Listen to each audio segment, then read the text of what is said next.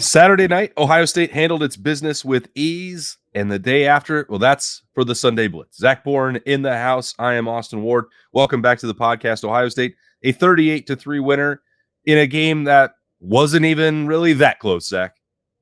No, it was not. You could tell this team put the coasters on coming out of halftime. There were some guys who got some different looks. I think, Michigan State and Ohio State coaching staff have a decent relationship, so you could tell with the play calling in the second half, besides the shot to Marv to start, the first possession in the third quarter. But I think that was just to pad Marv stats a little bit from that standpoint. But you could definitely tell that this Ohio State team in the first half was literally firing on all cylinders, and it was great to see. And that's even without some key guys. You're playing without, on defense side, Josh Proctor, Tommy Eichenberg, Lathan Ransom. Like, those are three dudes that you're missing. And so for the Ohio State defense to still play well, for the Ohio State offense, in my opinion, to take the next step, it was awesome to see come November. Yeah. What was that step, Zach? Like, I mean, we could see the results and the points were piling up, and sometimes it's as simple as just getting it to Marv, but that can't be the only thing. If you're looking for fast starts, if you're looking for, I don't know what it was that you wanted to see, did you see it? How did they get that done? It's not the fast start. It's the common theme that you and I have been talking about on the show all year. To me, it's just confidence. It's not a talent thing. It's not, a fast start thing. It's not a finishing thing. It's a confidence thing. And this team is so skilled, but so many times in college football, and I think, like I said, we've talked about it so many times, is guys don't play up to their potential purely on confidence, right? Teams don't play up to their potential purely on confidence.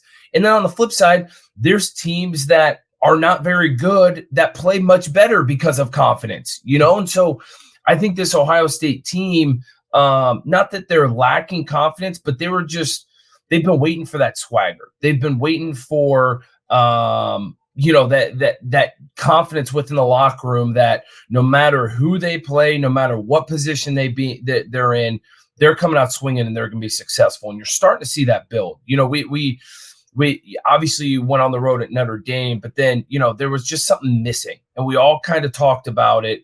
And then, Penn State hit and we dominated the entire game, but it was still like, man, we could have beat them like 50-10, right? We could have absolutely dominated them. And then you see them go in Wisconsin, and, it's a tough environment, but still something's kind of lacking. And then you go to Rutgers, which, Rutgers is a much better team than the Rutgers have passed. It's kind of like, something's missing.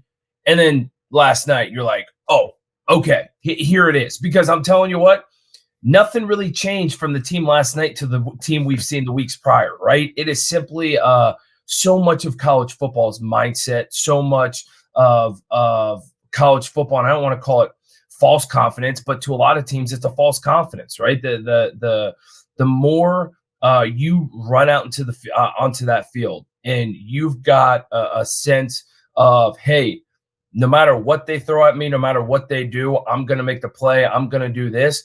There's something to be said about that, and it shows. Yeah, Ohio State had spent, 9 weeks really saying, gosh, we're this close. It's a matter of timing on one play for the quarterback or a wide receiver on the next play or the offensive line. Like, they had all said that collectively, whether that was Kyle McCord or Ryan Day or anyone in between. It was like they felt like it was really, really close when they would watch the film. And then you could just kind of throw your hands up. You're like, well, this is 9 weeks of this. Is this just who they are? And then there was a performance like last night where, we don't have to pretend like Michigan State is the same thing as Michigan or Penn State, but their defense was like a decent challenge. They were in the mid, 40s in total defense. To do what Ohio State did to that opponent on Saturday night, I think that counts for something. And that was a reminder of what this can still look like for Ohio State, that they don't have to always just rely on one of the best defenses in the country. Completely agree with you. I think this talking point isn't about the OSU defense, because Ohio State defense all year has been playing with confidence. It's an offense, and I think all the Buckeye Nation, media, everyone is saying, "Hey, where's this Ohio State offense?" I would go back the past couple of weeks, and I think TreVeyon Henderson and what he's been able to bring to this running game has just opened up so many things, especially with Kyle McCord from a confidence standpoint, right? First year start, you still got to remember, Kyle McCord, this is a first year starting quarterback, right?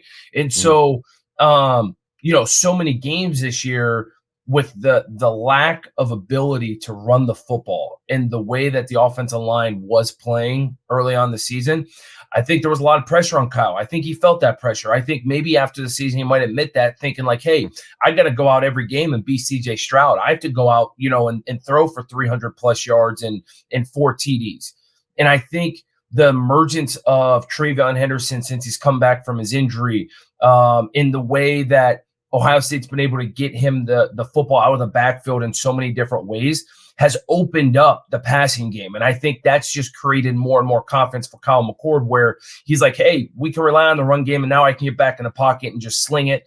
And obviously, when you're throwing to a guy as well, like Marvin Harrison Jr., and you can see their kind of working relationship on the field continue to evolve, even though they were teammates in high school, but that's completely different, right? There's a bigger difference playing Pickerington Central and playing Penn State, right?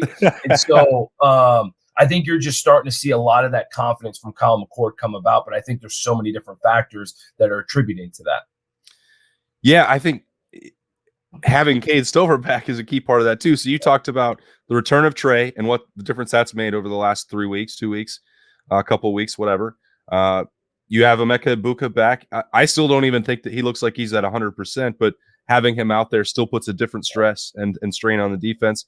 But Cade, obviously, and that was a big part, like in the post game, Ryan Day and Kyle McCord. That conversation after the game, Zach, was just really about having all the pieces back together. And we can talk about the defense and missing 3 of them and continuing to, keep rolling really all season. They've put the next man up and it's worked without really much of a hitch. But again, because of some of the other challenges with new linemen and a new quarterback, having veteran threats like Cade Stover and TreVeyon Henderson and Emeka Egbuka, that seems like it's a bigger deal for the offense.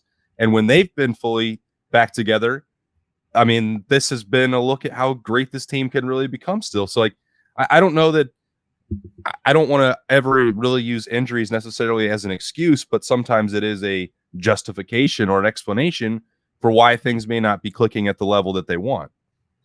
Well, it goes back to, I think so many people are just used to a Justin Fields offense, a CJ Stroud offense. Like that's what people are used to. They're used to, and you would know better than I would. I mean, what's Ohio State average from a point standpoint the last 5 years, right? And I know they're under that this year with that, but my God, I would trade easily this year for those years, knowing that I've got a defense that's swarming around to the football, that's top 5 in the country, and with an offense that can still put up points and do what it needs to do to win. We're not talking about Iowa. We're not talking about Rutgers. Right, this is still a competent offense that puts up points and makes plays and has the horses to hit the home runs. It just might not hit 5 home runs a game like we're used to. But I bet it's not even I bet. I know Ryan Day and his coaching staff going up to Ann Arbor, Michigan in 2 weeks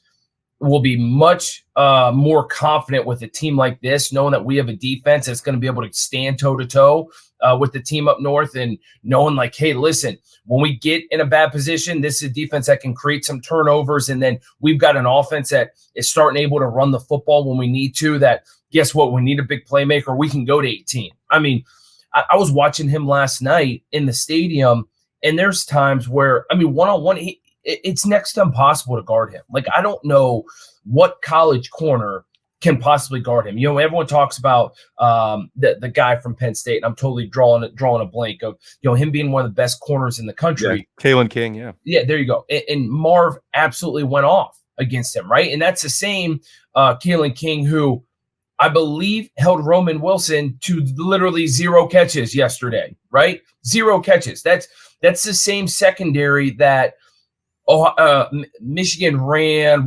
32 straight run plays, didn't throw a pass in the second half because they weren't able to generate much from a passing standpoint. So it's like, come on, what more can you ask for from that standpoint? You know, I know this team is starting to become more and more confident. The performance last night is only going to generate more confidence, and you hope with a team like Minnesota coming in here on Senior Day, they're able to build even more confidence than they had previously going into a massive showdown November 25th. I was going to see, Zach, how long I could get into the Sunday Blitz without putting the game in the focus, because yesterday was so significant with Michigan at Penn State. And in the context of what maybe Ohio State's performance against Michigan State did to change your mind at all for what's coming in 13 days now. I mean, I think it's probably more to do with Michigan than the way Ohio State played, although Ohio State handled its business. Michigan went on the road and got a win, but I don't know. For me, that didn't look like some world-beating version of the Wolverines that would have its way with Ohio State. In fact, I came away thinking a little bit of the opposite, where if their passing game is going to be that limited and they're going to have to try and run the football on this version of the Silver Bullets, felt like maybe Michigan would have a tougher time in 13 days than maybe I would have thought a month ago. Couldn't agree with you more. I think, and this isn't even us just talking about it and having this opinion based off of us being massive Ohio State fans and Ohio State writers and things like that. Michigan going into yesterday, I thought like, hey, very, very good football team, right? I was giving them all the kudos that they had coming their way. But after yesterday's game, you're right. They don't seem like world beaters. They, you know, the offensive line that they've had the past couple of years, they didn't look as great against Penn State. I mean, Penn State was holding their own. You know, granted, Michigan broke 2 big touchdown runs, one by Donovan Edwards, one by Blake Corum. But outside of that, I mean, Penn State was holding toe-to-toe, and that's with an offense that's literally incompetent and can't do anything. And so, yeah, I mean, if you're Ohio State, I know there's coaches that are in that facility breaking down that Penn State-Michigan game yesterday. If you're the Ohio State coaching staff, you got to be gaining some confidence on what you're going to be able to do in Ann Arbor to be able to put Michigan in some different situations. Because if J.J. McCarthy isn't able to throw the ball against Penn State, there's no freaking way he's going to be able to throw the ball against this Ohio State secondary. Yeah, which, again, continues to manage injuries and get through it. You saw Malik Hartford starting and playing. I thought he took another step forward. He had a couple missed tackles at Rutgers when he was thrust back into the lineup. Didn't play perfect maybe on Saturday night, but still much better. So the depth continues to grow. You're going to get Josh Proctor back certainly in time for the game, probably next week against Minnesota. May not be the case with Lathan Ransom, so that you have to keep that part in mind as that injury bug. That's the way that the season goes, and it's unfortunate, certainly for Ohio State, that he's been such a key part of that. But they have been able to keep things moving. They played more depth. You saw Calvin Simpson-Hunt even playing some there in the second half and making plays at corner. You know what Jermaine Matthews can do. So, yeah, if you're talking about J.J. McCarthy trying to put some pressure on Ohio State secondary, even without Lathan Ransom, that seems like it's a harder task to envision the way the Buckeyes are playing right now, even when they're not at full strength. Yeah, listen, I think Lathan Ransom is an unbelievable player. We could do an entire show for an hour talking about how great Lathan Ransom is and what he brings to this defense. But let's be open and honest about this. When you're going in Ann Arbor and knowing that Michigan's going to want to put, 7 offensive linemen on the field and they're going to be able to run the football, nothing against Lathan Ransom, but I'd rather have Sonny Styles playing that position anyways in a game like that, right? Sonny Styles is going to be basically another linebacker for you that's able to come down and play the run. We all know Josh Proctor can play the run. Listen, let Denzel Burke, Jordan Hancock, and OGB line up against those wide receivers and playing one-on-one. Like, you're obviously missing leadership and a great player with Lathan, but my God, I mean, you're going to be putting big Sonny Styles in the box anyways and letting them make plays. Heck, Ohio State might even show some kind of 4-3 or 5-2 front, right? Going against the team up north and just being able to give them some different looks, which Jim Knowles is going to do. So, yeah, I mean, there's so many guys playing with confidence right now. Malik Hartford, I think, is going to have an amazing career here. There's some times where he still looks like he's maybe a little out of place, out of position, and that's just, it's a young kid with things moving quickly. But yeah, I mean, I'm sure if you ask Ryan Day, I'm sure if you ask Jim Knowles, this defense is exactly where they want it to be going into November 25th. I mean, Tommy didn't need to play last night. Tommy's going to be rested up. He probably doesn't even need to play against Minnesota. Josh Proctor's probably the same way with that. So get those guys fresh, get those guys healthy, and then go, guns a-blazing in Ann Arbor, Michigan. If you don't have to, if there was anything when you left the shoe on Saturday night, Zach, that you felt like nitpicking, what would that have been? But you don't have to. It's your option. Two things. I've got two things from that standpoint. Since we're talking about defense, I'll start with that. Without Tommy Eichenberg in the game, I did not love the run fills of linebackers. I think I think very, very highly of both of those guys, and maybe I'm leaning more towards Steele from this standpoint. But I feel like Steele sometimes says, "Hey, this is my gap, so I'm going to run there," instead of saying, "Hey, listen, defensive line, like things happen and quickly, so find the open air and find the football." Right? As a linebacker, your job isn't to fill the A gap if that's your responsibility. Your job is to find the open air, find the football, and make the tackle. Like that's what you're supposed to be doing. And so I think you saw that was my one thing. I'm like, man, on first down, Michigan State was getting some 4 or 5 yard runs and making 2nd and 6, 2nd and 5. We saw that more than I wanted to. And I just thought the run fits weren't great. And so many times Tommy Eichenberg has a nose for the football and is able to close those gaps and makes that guy that's playing next to him, whether it be Cody Simon or Steele Chambers, makes them right and makes it even better. That's something going into November 25th you have to get figured out, because we've seen it. Michigan can run the football and they're very successful at it. And if you don't find that open space, you got linebackers running to the back of defensive linemen thinking that's their gap, that's their fill. You're going to have a long day. And so we need to get that figured out. And then the other thing is, this isn't a nitpick thing either, but the center position, we need to figure it out. It's I think Carson Hinsman is a young kid, redshirt freshman. I think he would tell you, I think Coach Fry would tell you, I think a lot of other coaches would tell you he needs to progress more than what he is. There were some times we saw a bad snap early on that will kill you in 2 weeks from now and through the rest of the season. There were some blocks where he got beat.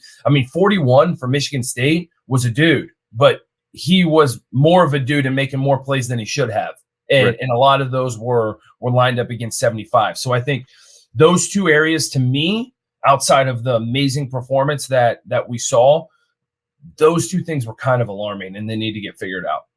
Yeah, kind of a tantalizing moment up there in the press box. I'm sitting next to Bill Landis, who spent a lot of the offseason saying, hey, could Matthew Jones solve this problem at center? He was, you think way back, like 6 years ago at this point, the number one center in the country, even before guys like Harry Miller, before Luke Whippler. That's how long he's been in the program. And it's like, well, there he was. And again, it was late in the game, but it looked pretty good. It's something at least to consider. I don't know how much Ohio State wants to make sweeping adjustments after 10 games, but as you said, at least now they have some more tape to consider, and game tape at that, to evaluate. Not that they don't know if Matthew Jones could play based on practice and backup stuff, but I don't know. It's something to consider, right? For sure. And I think Ohio State loves inside zone. They've loved inside zone for a long time, right? It's a play that they continue to run. But in order to run inside zone, you have to have a great center. You have to have a center that creates movement. You have to have a center that is very good at getting up to the second level, because more often than not, he's gonna chip off with the guard, get a guy there, get a guy on him, and then move up to the second level. And you're just not really seeing that. And that's why I think, you've got so many runs that on inside zone that are only going for 2 yards or 3 yards, and you're getting in a second and longer situation because we're just not getting the movement. We're not getting up to the second level. And Ohio State has, oh my God, been spoiled. Look at over the years from the centers that they've had with, Josh Myers and Corey Lindsley, Pat Elflein and Jacoby Boren, right? The list goes on and on of so many great centers that were so good at creating space, getting up to the second level and being able to do those things. And yeah, you can't just say screw it, we're abolishing inside zone, because Ohio State's been built on that for so long. You can't say screw it, we're only going to a gap run scheme, which is going to be easier on the center, because it's just basically from that standpoint, he's blocking back and cut off the and hinge it on the backside. It's yeah, you're going to have to do something, and whether that be get back to the fundamentals and work on hand placement, work on pad level, work on not getting so top heavy and leaning with your head, because that's when Josh Myers was getting beat, or not Josh Myers, but that's where Carson Hinsman was getting beat last night. And so, yeah, I mean, there's so many things we could talk on and on, but not to bore everyone about offensive line play from that standpoint. But there are a lot of things that need work done there. All right, hit us with the 3 and out and get us out of here on the Sunday Blitz, Zach. Number 3, I'm gonna go with just the defense, right? You want to single guys out, and I was thinking about leaving the defense completely off, but anytime I think how many yards they give up total, like 170, something like that. The stats better than I do. No touchdowns either. Yeah. I think that's the important one there. Correct. No touchdowns. Less than 200 total yards Michigan State had. You guys just give it to the defense. There's some guys who obviously stood out over others. But all in all, another game to build on. Number 2, this is the first time we're going with this guy all year, but Kyle McCord. Ooh. Kyle McCord, man. He, maybe we give him a little bit Notre Dame game, a little love, but the dude deserves some love. Career highs with completions, career high with with passing yards. Just playing well, starting to really gain some confidence in. Championships are won in November, Austin. So this is the time to shine. So Kyle, man, build on that. Have another great game against Minnesota this week.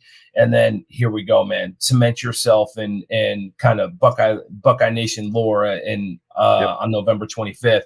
And the top guy's got to be Marv, right? I mean, we could go on and do so many things, say so many things about Marv, but my gosh, man. I mean, it almost seemed like he was toying with him. I swear it was almost like he was playing a high school team in the first half. It was like anytime you went to Marv, he was open, right? It was just like, and the time when we kicked the field goal in the first half, Marv was wide open on the second down, like wide open. If people could go back and look at it, wide open. We went to a Mecca, or I don't know if that was the second quarter, third quarter, whatever it was. I think it was the third quarter when we went to Mecca, but Marv was wide open again. So he very easily could have had 4 TDs last night, but Marv is going to have to continue to carry this offense, man, because the more Marv goes, the more the running game is going to be open, the more they're going to be able to do so many things. So Marv, get healthy, man, because November 25th, we're riding that horse. We're going all in on you, 18. He's up to 3rd in the Heisman Trophy odds boards.